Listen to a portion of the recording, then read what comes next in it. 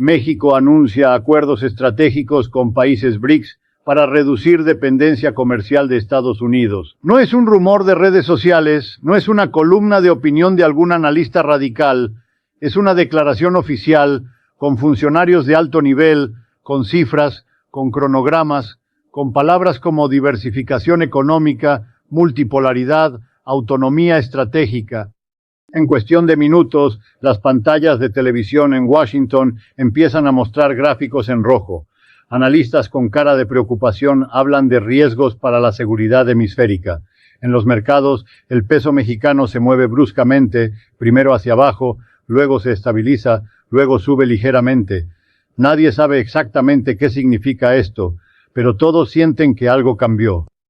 En las redes sociales aparecen etiquetas como traición, México con los enemigos de América, riesgo geopolítico. Algún político estadounidense, quizás Trump, quizás otro que aspira a presentarse como el gran defensor de la nación, sale a decir que México está jugando un juego peligroso, que hay consecuencias, que se revisarán tratados, que se estudiarán medidas de protección. Mientras tanto, en los barrios obreros de México y de Estados Unidos, la conversación es otra. La gente no habla en términos de arquitectura geopolítica multipolar, habla en términos de ¿y esto qué significa para mí? ¿Va a subir la gasolina? ¿Va a bajar mi salario? ¿Qué pasa con las remesas que mando a mi familia? ¿Me van a despedir? ¿Las cosas se van a poner más caras o más baratas? Es decir, la pregunta de siempre, ¿quién paga la factura de estos movimientos? Déjame ser muy claro desde el principio, este movimiento de México hacia los BRICS no es solo un ajuste técnico de política comercial, no es simplemente cambiar un socio por otro, como quien cambia de proveedor de Internet. Es potencialmente una de las señales más importantes de que el orden económico que hemos conocido desde la Segunda Guerra Mundial está entrando en una fase de reconfiguración profunda. Y lo que quiero hacer contigo hoy es ir más allá de los titulares ruidosos, más allá de las declaraciones diplomáticas, para llegar al núcleo estructural de la cuestión. Quiero que entiendas qué significa realmente que México busque reducir su dependencia de Estados Unidos, qué se mueve en la cima del sistema cuando eso ocurre, qué se mueve en la base. Y sobre todo quiero que te hagas la pregunta que casi nadie formula de frente. Si México cambia de socios comerciales pero mantiene la misma estructura interna de poder, ¿qué cambia realmente para la mayoría de la gente? Porque aquí está el detalle que necesitas entender. 3 escenas concretas, 3 vidas reales. Primera escena, un trabajador en una planta automotriz en Guanajuato. Todos los días entra a una línea de producción donde ensambla piezas que van directamente a Estados Unidos. Motores, cableado, tableros, sistemas de frenos. La empresa para la que trabaja tomó la decisión de instalarse en México porque el TEMEC le garantiza que puede exportar esas piezas con aranceles bajos o nulos siempre que cumpla ciertas reglas de origen. Toda la vida laboral de ese trabajador depende de que esa ecuación se mantenga, depende de que haya un tratado que le permita a esa empresa vender sin pagar tarifas prohibitivas, su salario, su casa, la escuela de sus hijos, la deuda de su auto, todo está condicionado a que ese flujo comercial continúe. Ahora imagina que México empieza a diversificar, anuncia que va a firmar acuerdos comerciales con China, con India, con Brasil, con Rusia a través de los BRICS. ¿Qué le pasa a ese trabajador? En el mejor escenario, su fábrica encuentra nuevos clientes y su empleo se vuelve más seguro porque la empresa ya no depende exclusivamente del mercado estadounidense. En el peor escenario, la respuesta de Washington es imponer aranceles punitivos a México por alinearse con rivales estratégicos, la planta cierra y él se queda sin nada. Segunda escena. Una familia latina en Texas, tal vez de origen mexicano, tal vez centroamericano. Viven en un país donde el costo de la vida se ha disparado, donde la vivienda es casi inaccesible, donde la salud es un lujo. Muchos votaron con esperanza, otros con resignación, otros no pudieron votar. Cuando México anuncia que va a comerciar más con BRICS y menos con Estados Unidos, ¿qué sienten? Por un lado, tal vez un orgullo silencioso de que su país de origen esté tomando decisiones soberanas. Por otro lado, miedo real de que esto provoque una reacción agresiva en Washington, que se traduzca en más presión migratoria, en más retórica antimexicana, en más dificultades para enviar dinero a sus familias. Y al mismo tiempo escuchan a políticos decir que el problema son los tratados, que México nos traicionó, que los inmigrantes son el enemigo. Se les pide que odien al trabajador mexicano que roba empleos, no que cuestionen al dueño de la empresa que decidió llevarse la fábrica donde puede pagar menos. Tercera escena.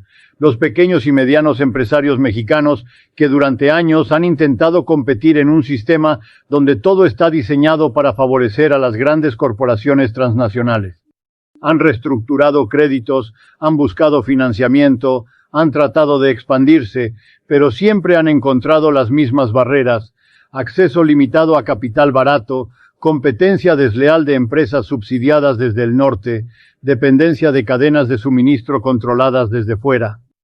Cuando escuchan que México va a trabajar con el nuevo Banco de Desarrollo de los BRICS, que habrá financiamiento alternativo, que se abrirán mercados en Asia y América del Sur, ¿qué sienten? Esperanza de que finalmente haya opciones reales. Pero también incertidumbre, porque no saben si esas nuevas opciones vendrán con condiciones igual de duras, con exigencias laborales igual de precarias, con la misma lógica de siempre. Eso es lo que está en juego, no solo macroeconomía, no solo geopolítica abstracta, empleos, salarios, precios, soberanía, margen de maniobra, la vida diaria. Ahora bien, ¿cómo llegamos hasta aquí? ¿Cómo es que México llegó a un punto donde buscar alternativas a Estados Unidos se vuelve no solo deseable, sino casi necesario? Para entender eso, necesitamos tomar un paso atrás en la historia, porque nada de esto empieza hoy. Esto es el resultado de décadas de decisiones, de tratados, de presiones, de promesas incumplidas. En 1994 entra en vigor el Tratado de Libre Comercio de América del Norte, el famoso TLCAN, el NAFTA. Se presenta como el gran salto de México hacia el primer mundo. Te prometen integración, modernización, inversión extranjera masiva, millones de empleos de calidad, el fin de las crisis recurrentes. Te dicen que el mercado lo arreglará todo, que la competencia traerá eficiencia, que todos ganaremos. La realidad fue otra. Bajo el TLCAN, millones de campesinos y pequeños productores mexicanos fueron lanzados a una competencia completamente desigual con el agro altamente subsidiado de Estados Unidos. El maíz mexicano tuvo que competir con el maíz estadounidense subsidiado, el frijol mexicano con el frijol importado a precios artificialmente bajos. Muchos estados rurales vieron éxodos masivos hacia el norte, hacia las ciudades. Al mismo tiempo, la maquila se expandió en el norte del país, ofreciendo empleos, sí, pero con salarios bajos, condiciones precarias y una dependencia casi total de las decisiones de corporaciones extranjeras. México se convirtió en una especie de apéndice productivo del mercado estadounidense. La ventaja comparativa de la que hablaban los economistas era, en realidad, una sola cosa: salarios bajos, casi siempre sin derechos plenos, sin sindicatos fuertes, sin capacidad de negociación real. Piensa en esto como si México fuera un inquilino en un edificio llamado Mercado Norteamericano. Durante décadas, ese inquilino ha ido aceptando contratos de arrendamiento cada vez más complejos. Primero NAFTA, luego TMEC. En cada contrato, el dueño del edificio, Estados Unidos, agrega nuevas cláusulas. En el primer contrato te dice: puedes vivir aquí si pagas puntual y no molestas. En el segundo contrato te dice: además, no puedes traer ciertos muebles sin mi permiso, no puedes invitar a ciertos amigos que a mí no me gustan, no puedes hacer reformas sin avisarme. En el tercer contrato te dice: y por cierto, cada 6 años vamos a revisar si me sigues gustando como inquilino, si no, te dejo con la amenaza permanente de desalojo. Esa fue la cláusula de revisión del TMEC. Un recordatorio constante de que tu lugar en el edificio depende siempre de la voluntad del dueño. No eres copropietario, eres tolerado. ¿Qué hace un inquilino en esa situación? Si es fuerte, si tiene recursos, si tiene otros lugares donde ir, puede negociar. Puede decir: si no te gustan mis condiciones, me voy a otro edificio. Pero si es débil, si no tiene alternativas, si todo su entorno está diseñado para depender de ese edificio, empieza a anticipar los deseos del dueño, empieza a portarse bien antes de que se lo pidan. Empieza a renunciar a decisiones propias para evitar conflictos. Eso es lo que vemos cuando un gobierno diseña un plan de desarrollo pensando ante todo en no molestar demasiado a su vecino.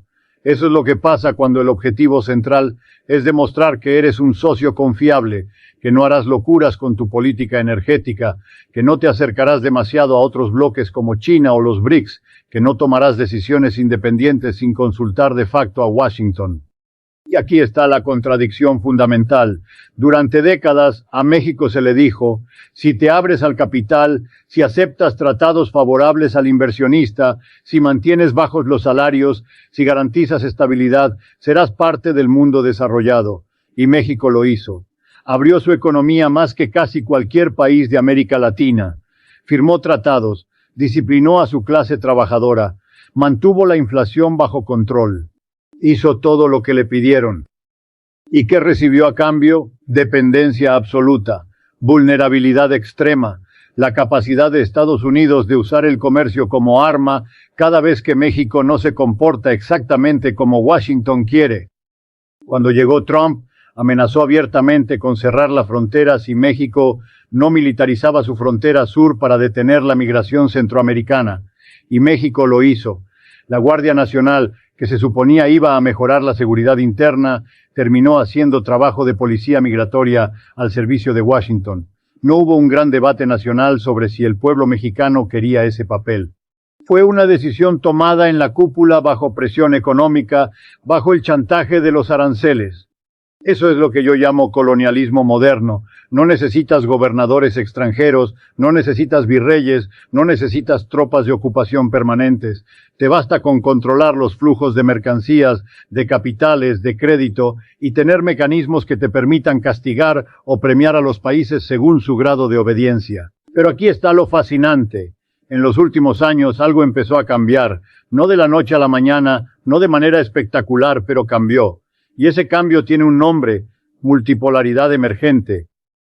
Países como China, Rusia, India, Brasil, Sudáfrica, más otros que se van sumando al formato BRICS, empezaron a hacer algo que durante mucho tiempo se consideró impensable, decir públicamente que no quieren depender del dólar para todo, que no quieren que Estados Unidos sea el único que dicta las reglas del comercio internacional, que quieren construir alternativas.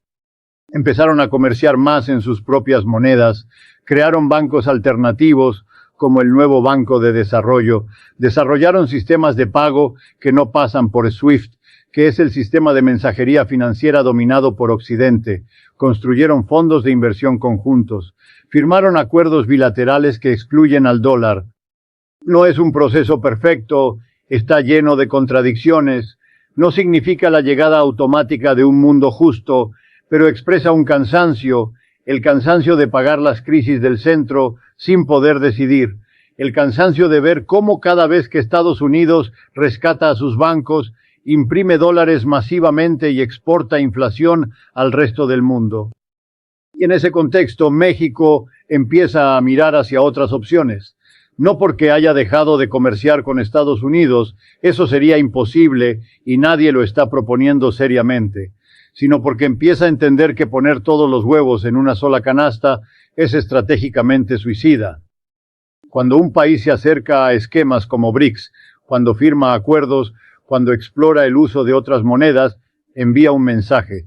Y cuando ese país no está lejos, sino pegado a la frontera estadounidense, cuando su principal socio comercial sigue siendo Estados Unidos, cuando su territorio está lleno de cadenas de suministro integradas, el mensaje adquiere un volumen distinto. Por eso incluso un pequeño movimiento de México en esa dirección genera tanta inquietud en Washington. No se trata de que el gobierno mexicano vaya a eliminar el comercio con Estados Unidos. Eso es absurdo.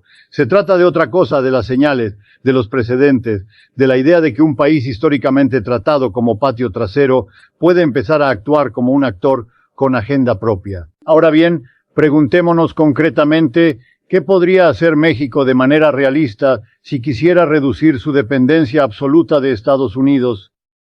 Podría, por ejemplo, aumentar el uso de otras monedas en el comercio con países BRICS.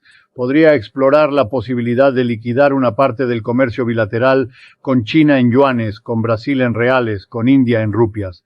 Podría participar en sistemas de pago alternativos que no pasen por bancos estadounidenses. Podría diversificar sus reservas internacionales de modo que no estén concentradas casi exclusivamente en dólares.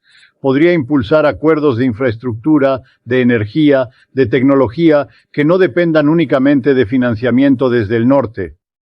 Ninguna de esas medidas por sí sola implica declarar la guerra a Estados Unidos, ninguna destruye en un día el vínculo económico con el norte, pero todas esas medidas vistas desde Washington tienen un aroma común, huelen a insubordinación controlada, a una búsqueda de autonomía que contradice la lógica histórica, donde Estados Unidos dicta las condiciones y México acata.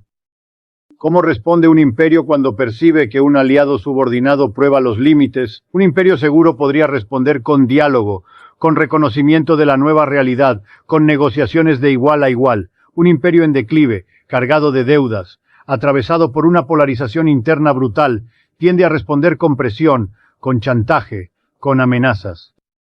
Las herramientas que tiene Estados Unidos para presionar a México son bien conocidas. Puede subir aranceles a productos mexicanos alegando razones de seguridad nacional. Puede endurecer la vigilancia financiera. Puede dificultar el flujo de remesas. Puede amenazar con represalias a empresas estadounidenses que invierten en México. Puede lanzar campañas mediáticas que criminalizan a México, asociándolo con inseguridad, narcotráfico, caos, para justificar medidas duras frente a su propia población.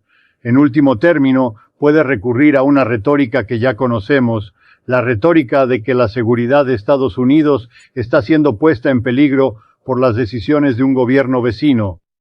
Es la misma retórica que se ha usado una y otra vez para justificar sanciones, golpes, intervenciones, aunque cada situación tenga matices distintos. Mientras tanto, en México el discurso oficial podría hablar de soberanía, de dignidad, de derecho a diversificar, de buscar mejores condiciones para el país.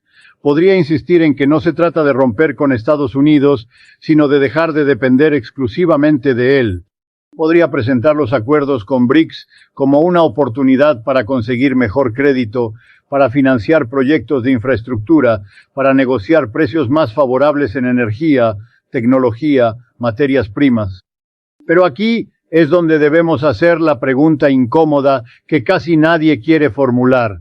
Cuando se mueven estas piezas, cuando hay tensiones entre bloques, cuando un país intenta tomar distancia parcial del centro, ¿quién paga los costos inmediatos? La respuesta histórica es dura. La primera víctima de cualquier reacomodo del sistema casi siempre es la clase trabajadora, tanto en el país subordinado como en el país dominante. Imagina que Washington decide castigar a México con aranceles punitivos a cierto número de productos, alegando que México se está alineando con rivales estratégicos. ¿Qué hacen las grandes empresas?